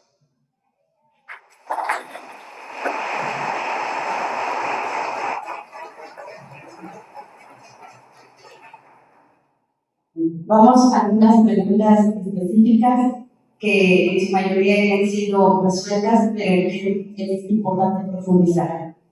La primera es, ¿por qué consideran que es tan importante reforzar la justicia alternativa frente a la implementación del Código Nacional de Procedimientos Civiles y Familiares? Lanzo una segunda para que se responda cada una. ¿Cómo definirían el papel del abogado colaborativo dentro del modelo de este modelo de justicia? ¿Y cuáles consideran que son sus principales aportaciones frente al ejercicio tradicional de la abogacía? Contesto la segunda. Bueno, el papel del abogado colaborativo, ya lo estaba comentando actualmente. Yo creo que el abogado colaborativo eso se conviene convertirse, perdón, en un agente de construcción. La confrontación es básicamente esto, es hacerlo parte de la solución, pero no, ya lo decía, el abogado colaborativo no debe de ser de la corte, no debe de ser visto como un agente promotor de la discusión, es un agente promotor de la solución. Es básicamente eso lo que vamos a hacer. ¿Cuál quiere que responda? Pues nada más agregar el tema del abogado. Cuando estamos trabajando la ley general, no se incorporaba el principio de la negociación colaborativa. Un grupo parlamentario pidió que especiales se estableciera a través de la barra mexicana de abogados, Colegio Nacional de Estado, un grupo parlamentario pidió que si incorporamos la negociación colaborativa, contamos con el primer ejercicio por ese grupo parlamentario con su voto, tanto en la Cámara de Diputados y lo incorporamos. Y no entendían los centros estatales. Están todos muy mediadores, y puede ser imparcial ahí. Y la negociación colaborativa es una ventaja. No es como ser imparcial, sino que estás asesorando a una u otras partes para que ellas, al tener una elección como ayuda, solventen su conflicto, pero decides para que el gobierno con la firma de la obra, sin ser mediador de su y los lados, lo importante de esta figura es el papel que tiene en la carrera de derecho, los abogados de las personas facilitadas, que no toquen precisamente los temas. La pregunta puedo verdad se pregunta. Pero, ¿por qué reforzar la posición normativa en la implementación del modelo de acción? Creo que la pregunta implica es la realidad. Nosotros notamos más allá de la norma, digamos, la realidad de los sistemas de justicia en el país, de los 32, y del Poder Judicial de la Federación. Con la Ley General llamamos la justicia alternativa al Poder Judicial, ahora igual el Poder Judicial de la Federación de un centro público de mecanismos alternativos de solución de controversias. ¿Cuál es la realidad? La constante judicialización es una tendencia creciente. Queremos resolver todo a través de un juicio, a través de un abogado, y creo que debemos aprender de los modelos económicos.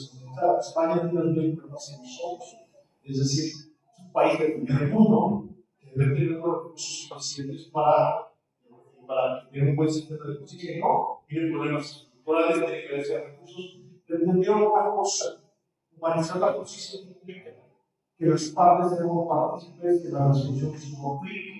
El Estado es el medio que puede solucionar los conflictos, que es el derecho. El Código Nacional implica para los poderes judiciales una carga credible.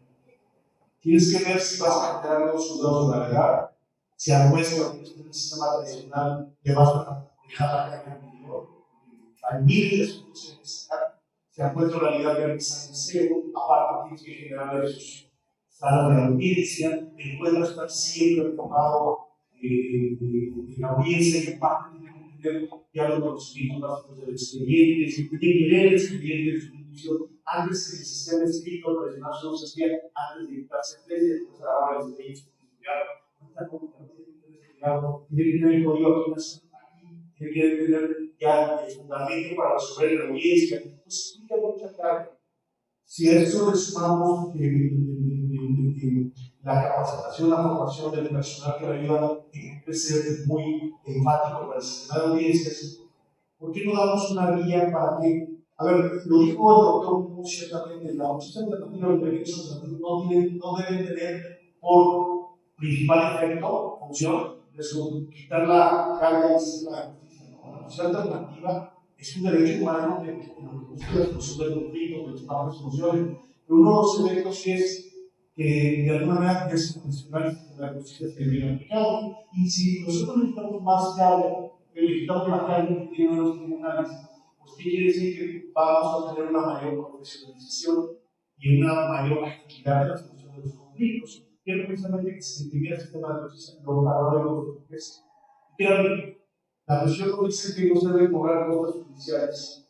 Ustedes no cobran por impartir justicia, pero cada día que pasa es costoso para los padres. Cuando se gobiernan meses o años, la justicia cumple su objetivo. Por eso es muy importante vincular la justicia alternativa con el nuevo sistema de audiencias en materia civil y criminal. ¿Para qué? Para garantizar cuál es el sistema de justicia, es un servicio, para brindar un servicio de calidad y eficiencia al justiciable, y al final de cuentas, que las normas son hechas para él, no para nosotros.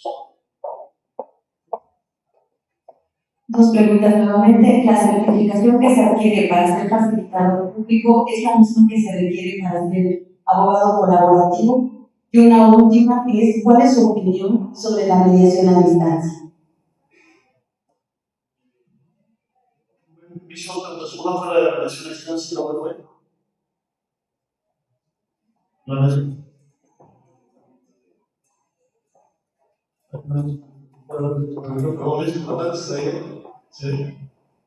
Ojo, el mediador no se puede distraer. La herramienta más fácil que da a disposición de los partes para ir informados de eso disculpe, la certificación que quiere pasar facilitador público es la misma que se quiere pasar abogado colaborativo. No. A ver, ojo, es que ser facilitador público o privado es prácticamente cuando es la ley general, la ley se aplica en facilitadores públicos y privados. Pero un facilitador, es decir, lo que ustedes están certificándose ahorita, se están certificando para ser mediadores, conciliadores o derechos básicos, a menos 120 horas mínimas de capacitación y formación. Pero la negociación colaborativa implica uno, es exclusiva para recibir la parte de licenciado de derecho abogado, la parte nuestra. El facilitador público trabaja en el sector estatal, ¿de acuerdo? Es decir, generalmente es un abogado, por eso con esta ley de requeridos, pero no por eso lo hace apto para la negociación colaborativa. Porque las herramientas son distintas. La negociación colaborativa generalmente se ve en área de especialización muy específica. No, por ejemplo, no son temas de saber, por ejemplo, civiles o monetarios, son temas mercantiles, energéticos, por ejemplo, en materia de salud, en cuestiones de seguros y fianzas. Entonces, el abogado colaborativo cumple con una especialización que va más allá de los simples conocimientos que tiene una persona facilitadora. ¿Por qué? Porque una persona facilitadora puede ser un psiquiatra, un psicólogo, un ingeniero, un abogado, un contador. Pero el abogado colaborativo es como si tuviéramos una especialización sobre la carrera del derecho, pero enfocada a los mecanismos alternativos. Y el abogado colaborativo puede decir que no como deseo ninguna en el conflicto, sino un enfoque como asesor existente en la negociación que están llevando las partes para solucionar su problema.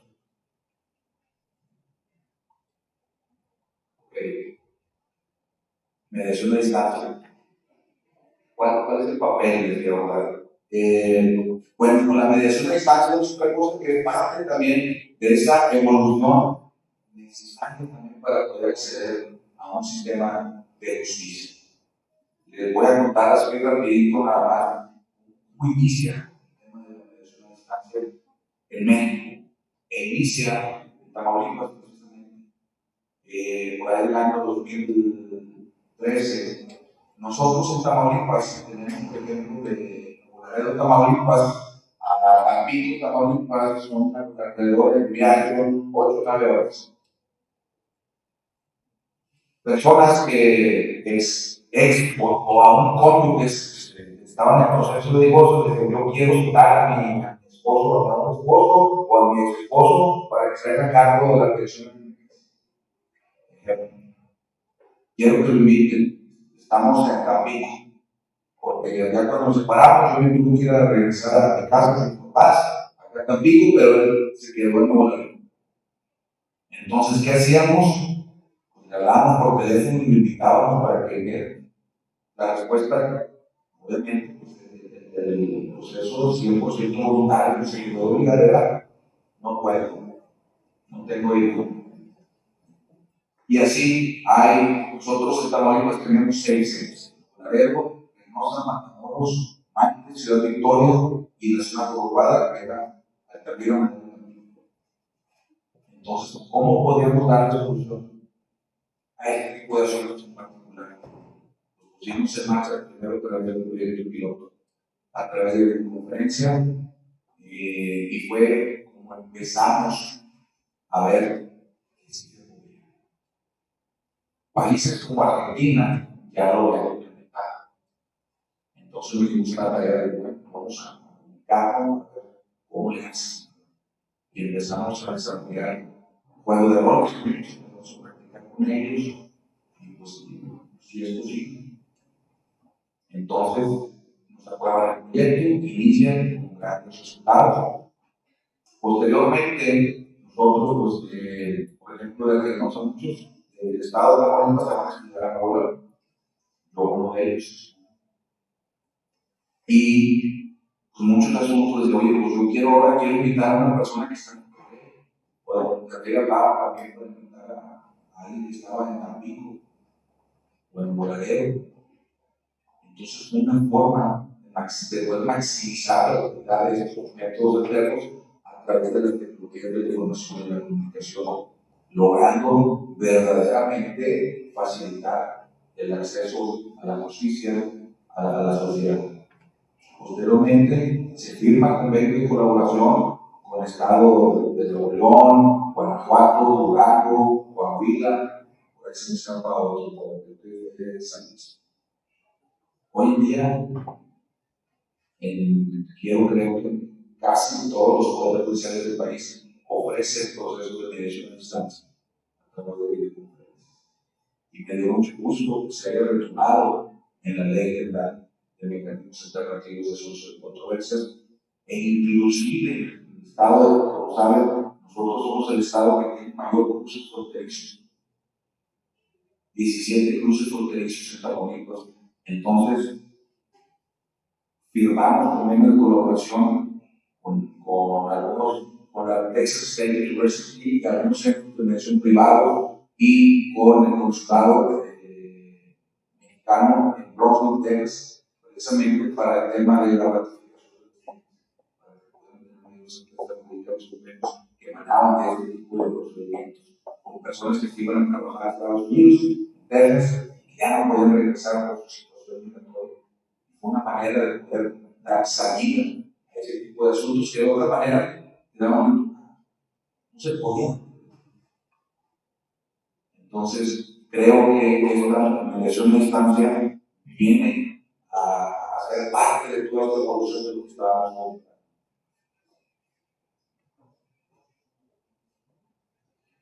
Pero pedí la palabra porque voy a tratar algo que dije. Entendiendo bien la pregunta que hizo fue si la certificación de facilitador público que es abogado tiene unos efectos que o se tiene que tener con abogado por ahora aquí. A ver, un error que tuvimos en la ley general fue separar las dos figuras. Por un lado, hablar de persona facilitada y contra abogado colaborativo. Lo correcto hubiera sido unificarlas, inclusive dejamos un proyecto que se votó en el Senado, no se votó anteproyectos, para unificar la figura. ¿Y qué puede hacer aquí la ley de mecanismos alternativos de Tlaxcala? El abogado colaborativo sea persona facilitadora, que se entregue. Lo que yo me refería es que la formación de la abogado colaborativo va un poquito más especializada, pero válidamente si usted es un abogado, si están certificados como personas facilitadoras, nada les impediría fungir como abogado colaborativo. ¿Por qué? Porque la persona facilitadora puede hacer todos los mecanismos alternativos de solución de controversias que reconoce precisamente la ley correspondiente. No quería aclarar eso, era un tema de capacitación al que me refería. Y lo más importante, el felicitador público, el que trabaja en el sector que ha sido certificado que lleva 5 años, lo que debe ser un tema de progresividad, que si dejan de trabajar para poder utilizar su certificación sigue vigente y en el ámbito privado sigue realizando mediación. Es un punto. Ya, solo una pregunta del público, por favor. Muy buenas tardes, felicito a la magistrada presidenta por este foro de conferencias y esta línea de pensamiento, honro, aplaudo la presencia de ambos conferencistas. La primera pregunta, tengo dos preguntas. Mi nombre es Magali Teresa Flores Sánchez, trabajo para el Poder Judicial, por el que esté juzgado. La primera pregunta es para el doctor Alejandro Serve. Si ha mencionado que no solamente hay competencias de recursos y conflictos para la materia civil, laboral, mercantil, penal, incluso la de salud, el cuestionamiento es para la materia de justicia disciplinaria exista? Esa es la primera pregunta. La segunda pregunta es para el doctor Alejandro Montoya. Desde la experiencia máxima que tiene, me llama la atención el parámetro de la diferencia y la distancia, cuando mencionó que para el Poder Judicial únicamente estaban dando solución de conflictos o se manejaba un alto porcentaje más, y en comparación con la materia, con la Comisión de Arbitraje, su eficacia del 92%. ¿A qué se debe? ¿Cuál sería la raíz de fondo? La educación, la sensibilidad, la cultura, la voluntad. Gracias.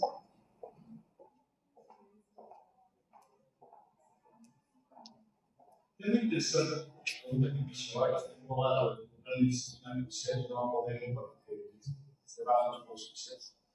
La mediación de derechos alternativos podrán respetar al presidente de la justicia disciplinaria.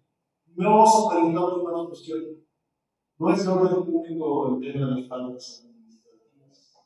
La justicia disciplinaria precisamente lo que tiene es las responsabilidades administrativas que están en el sistema de los poderes judiciales.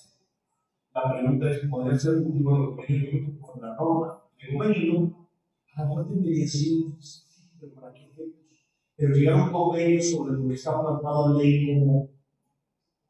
Fíjense que el tema de justicia disciplinaria va muy vinculado con el tema de justicia criminal, inclusive la interpretación de las faltas administrativas en cuanto a autenticidad. Se rige por postulados que regulan la materia penal, sobre todo vinculados con el artículo 20 y 22 de la Constitución. Entonces, yo creo que llevar ahí los mecanismos alternativos durante el procedimiento disciplinario que deriva de un informe de resultados de justicia administrativa, quiere ser el tribunal disciplinario, no es lo correcto. Porque la función del Estado y del tribunal disciplinario, que es precisamente resolver si existe o no, primero que la calificativa es grave o no grave. Por lo tanto, las consecuencias se dan sobre la falta administrativa. Pero le quiero poner un ejemplo. Cuando se integró la ley federal, una juez magistrada, Gemma Iñak, estuvo presente como mediador, juez magistrada federal administrativa de este tribunal, llegó con un proyecto que es el capítulo 8 de la ley, que se llama Mecanismos Alternativos de Solución de Controversias de Justicia Administrativa. Y va enfocado hacia el tribunal de composición administrativa. Y había una gran resistencia, decía: es que aquí no puede haber mediación. ¿Por qué? Porque está la autoridad en particular, entonces mediaciones de superagotación no puede haber. Pusimos a analizar la materia, junto con el presidente del Tribunal de Justicia Administrativa, magistrado Diego Bato, y encontramos que hay un problema muy grande, de haber más de 50.000 sentencias del Tribunal de Justicia Administrativa que se podían ejecutar.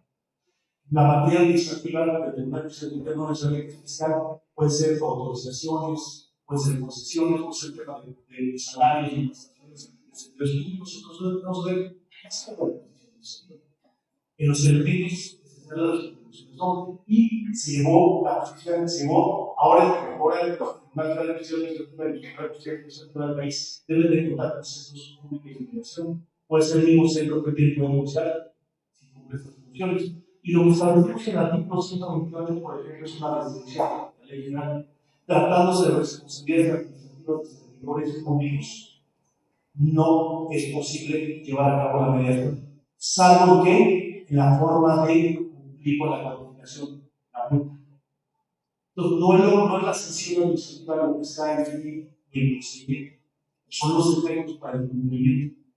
Entonces, si hay que buscar, entonces ahorita que usted me dijo el tema de la justicia disciplinaria, si deriva una multa como sanción económica, a lo mejor lo que cabe ahí es simplemente la materia que se va a cumplir con la misma. Lo mismo que nosotros llevamos a la audiencia de cumplimiento del Código Nacional, artículo 993, aunque hay una sentencia ejecutoria, la parte ejecutada de la parte ejecutante puede ponerse de acuerdo cómo cumplir, inclusive modificarla. Inclusive puede haber perdón, puede haber quita, puede haber innovación.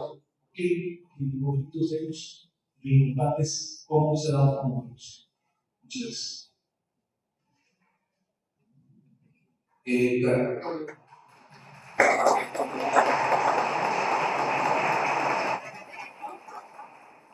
A ver si entendí bien la pregunta.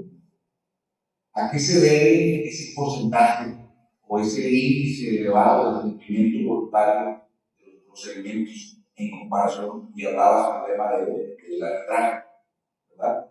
Bueno, para poder responder esta pregunta, hay que poner una especial atención a los hallazgos. Hallazgos, ¿cuáles? Cuando me tocó estar en el tribunal, en el Centro de Mecanismos Alternativos, analizando, a mí me gusta de todo, ver las estadísticas de los cuales eran los puntos rojos. ¿Por qué es más elevado? O más bien, ese 1.7 de incumplimiento de los convenios. A ver, vamos a ver qué onda con esos convenios que están incumpliendo. ¿Cuál fue el hallazgo? Eran conciliaciones, no eran mediaciones. Ahorita que estoy en otro ámbito, cuestiones médicas, arbitrajes, el 100% de los laudos se amparan. No se cumple voluntariamente el laudo. Caso contrario, conciliaciones, nomás ofrecemos esos dos servicios, conciliaciones. 100% de las conciliaciones se cumplen. No ninguna requerido a la ejecución forzosa. Hallazgo. ¿Qué explicación podría tener? ¿Por qué en la mediación es más eficaz que la conciliación? Pregunta de los que son juzgadores. De las sentencias que se emiten, ¿cuántas se cumplen voluntariamente? ¿O cuántas de las sentencias que se dictan requieren algo que solicita la ejecución forzosa de esa sentencia? Me voy a atreverlo a decir, casi es imposible. O se dicta una sentencia y ya lo voy a pagar ahí. Son métodos adversariales, tanto el arbitraje como la jurisdicción.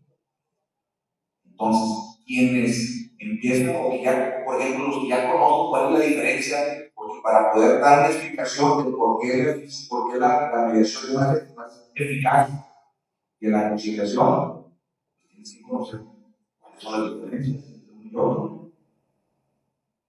En la mediación, el protagonista 100% son las partes. En la conciliación, el conciliador tiene una participación más activa dentro del procedimiento. Ya puede aportar alternativas de solución a conflictos, opiniones.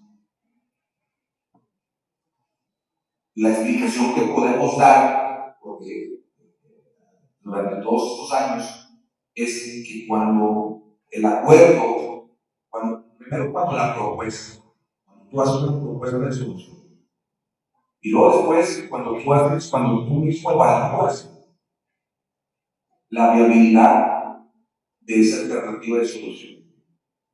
Y luego, cuando tú mismo decides cuál va a ser la solución, se desarrolla un sentido de pertenencia hacia el acuerdo. Es decir, inconscientemente dices, yo lo digo, yo lo propuse, yo lo resolví. A eso me refiero con un sentido de pertenencia hacia el acuerdo de mediación. En la conciliación, caso contrario, puede pasar. Pues yo no lo dije, lo dijo el conciliador, él fue una idea de él lo propuso. Yo, pues sí, acepté voluntariamente. Entonces, no es algo que sea comprobado, estoy diciendo, pero es una de las conclusiones que yo he llegado de todo este tiempo, de todos estos años, cuando analizamos este tipo de casos. La mediación es más eficaz que la conciliación, pero la conciliación es más eficiente que la mediación. Es decir, es más rápido. El conciliador tiene una participación más activa que permite resolver más rápido los conflictos.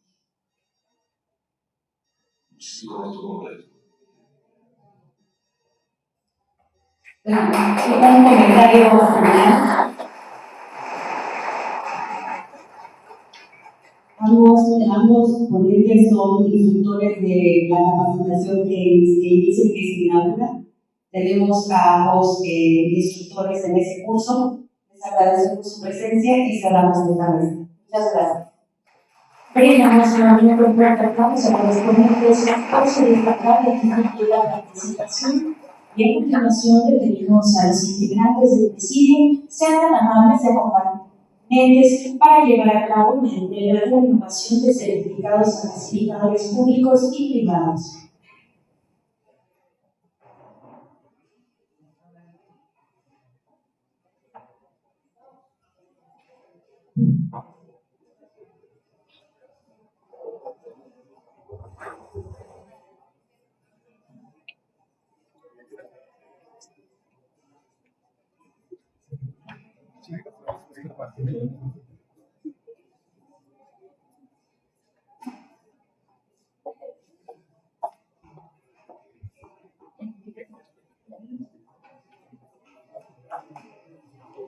Le pedimos a los facilitadores que pasen al frente en el orden en que sean llamados para recibir la renovación de su certificación. Solicitamos la valiosa presencia de Agustín Sánchez Durán. Vamos a tratar su trabajo.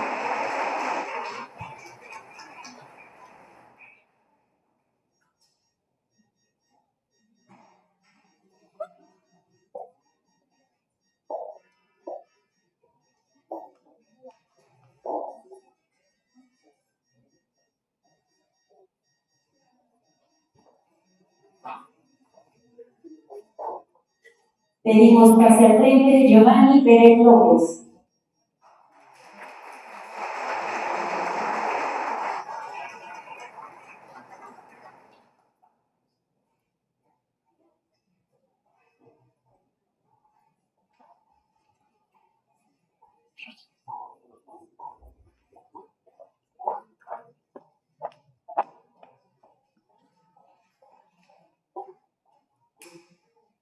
Solicitamos la presencia de Alfonso Coyuzzi Salazar.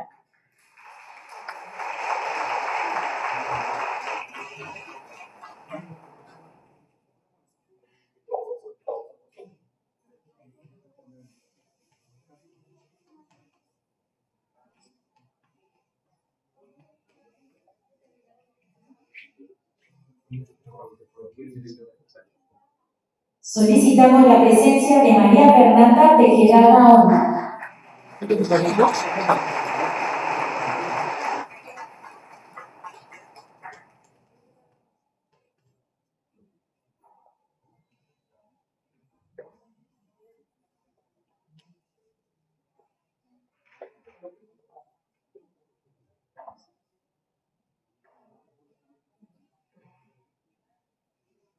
Solicitamos nos acompañe Carlos Ericlix Lapale Carmona.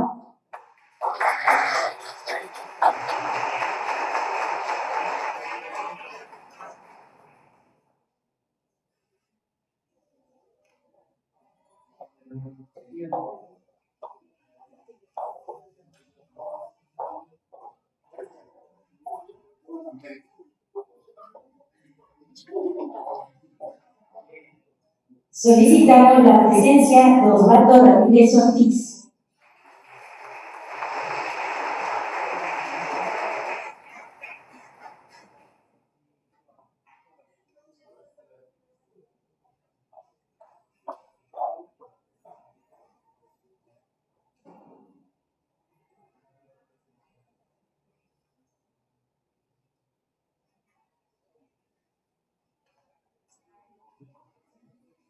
Solicitamos nos acompañe María de los Ángeles Domínguez Carrera.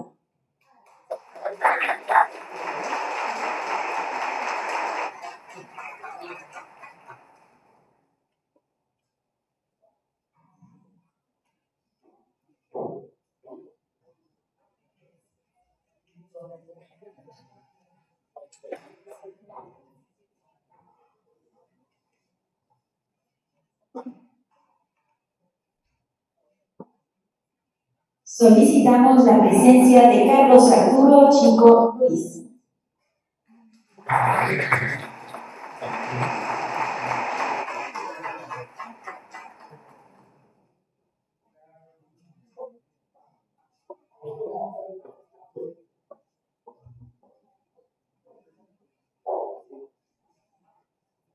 Solicitamos la distinguida presencia de la magistrada Maricruz Cortés Ornelas.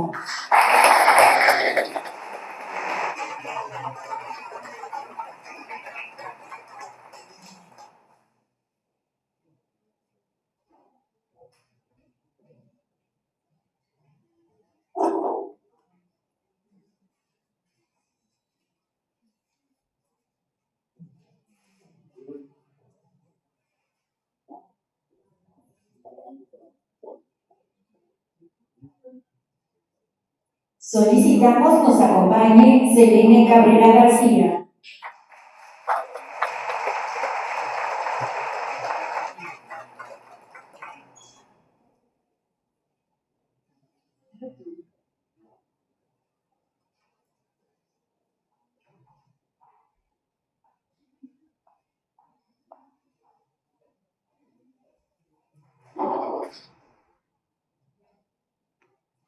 Solicitamos la presencia de Irma Velázquez Cruz.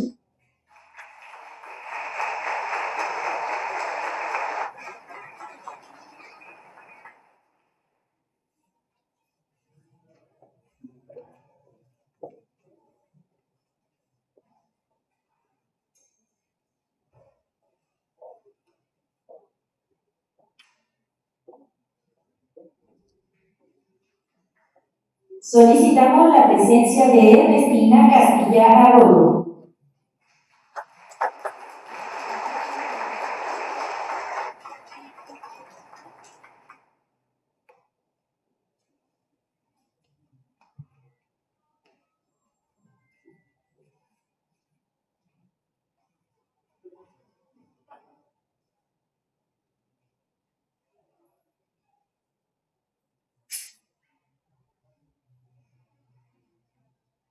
Solicitamos nos acompañe Eduardo Felipe Zamora Zamora.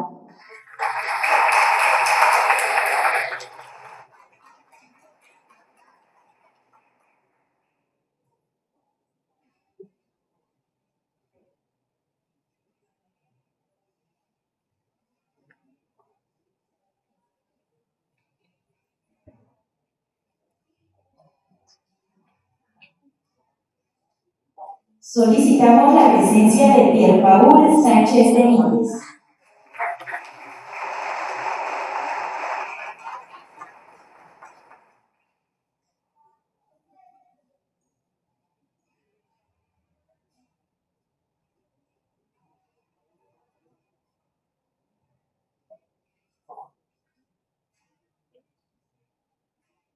Solicitamos la presencia de Iván Angulo Vázquez.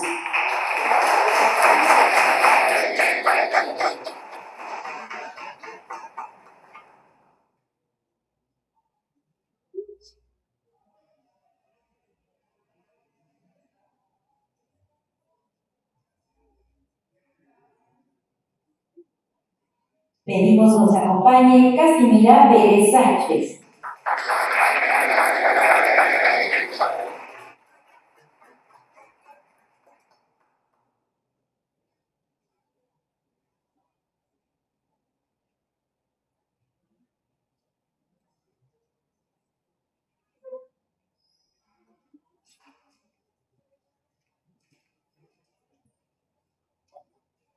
Solicitamos la presencia de Glenda Isamar Paredes Cabrera.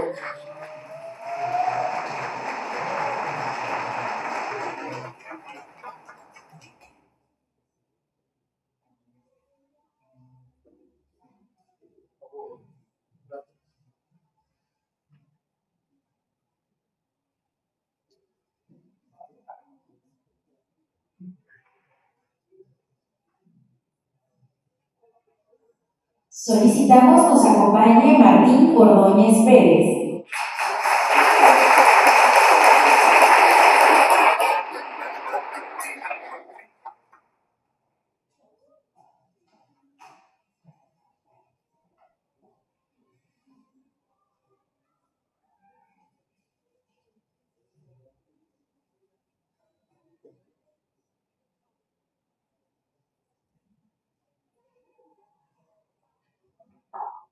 Brindemos nuevamente un fuerte aplauso a los facilitadores que el día de hoy obtuvieron sobre certificación.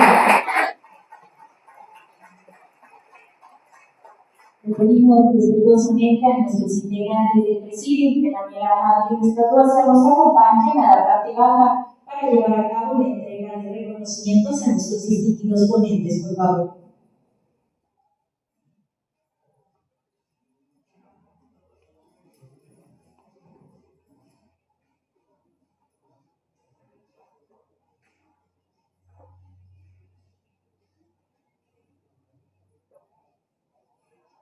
Invitamos a integren magistradas, magistrados, administradoras y administradores.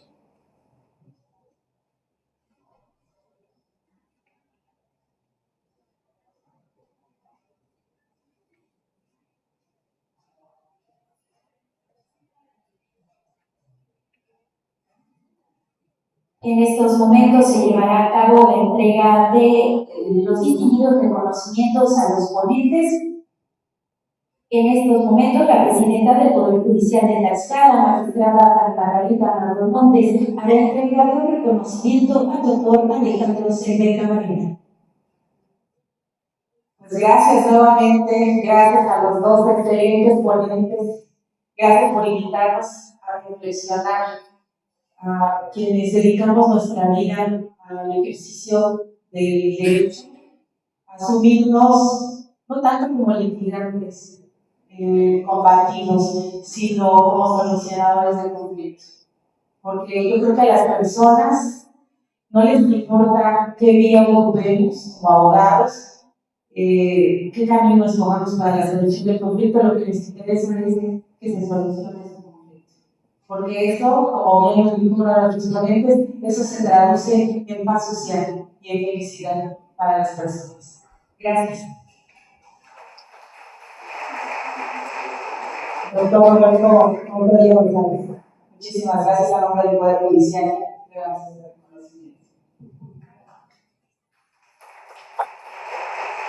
También se hará entrega de un distinguido reconocimiento al doctor Cepeda Camarena, Alejandro Cepeda Camarena. Gracias, doctor Alejandro.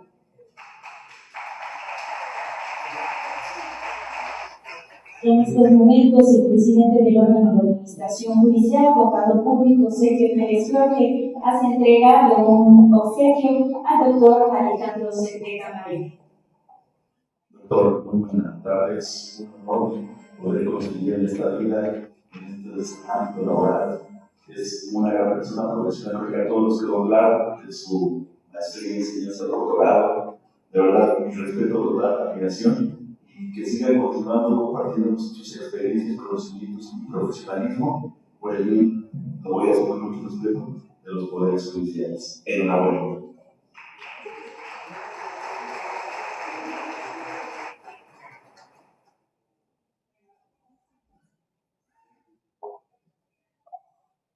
Asimismo, la administradora Sonia Lilia Rodríguez Becerra le hará entrega de un presente al doctor Roberto Montoya González.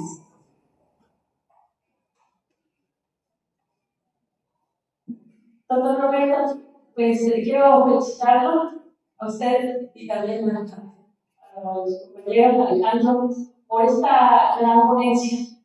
Yo no soy abogada, soy administradora, sin embargo, aprendí mucho el día de hoy. Felicitarlos y reconocerles por esta gran trayectoria y por estar en el estado de Tlaxcala. Y también muchas gracias a todos los que estuvieron con nosotros. Gracias, magistrada. Gracias, presidente de la organización, a las magistradas y a todos los que se encuentran bien presentes. Felicidades.